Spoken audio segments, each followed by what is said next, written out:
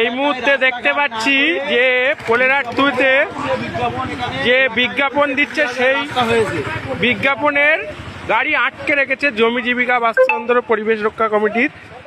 এলাকায় কাজ না করে বিজ্ঞাপন দেওয়ার জন্য গাড়ি পাঠিয়েছে পোলেরহাট টু। এলাকার রাস্তাঘাট সব খারাপ, বারবার বলা হচ্ছে প্রশাসনকে, বিডিওকে, এলাকার সবাই সমস্ত লোককে বলা হচ্ছে যারা কাজটা করে মূলত তারা কেউ দায়িত্ব নিচ্ছে না, অথচ এলাকায় বিজ্ঞাপন দিতে চলে এসছে।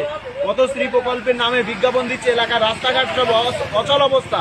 কাজ না করে এলাকায় এসে 20,000 কিলোমিটার নাকি রাস্তা হয়ে গেছে, তার বিজ্ঞাপন দিতে এসছে। এখানে চালাকির জায়গা পায় না এই পোলেরহাট টু এসে বিজ্ঞাপন দেওয়া।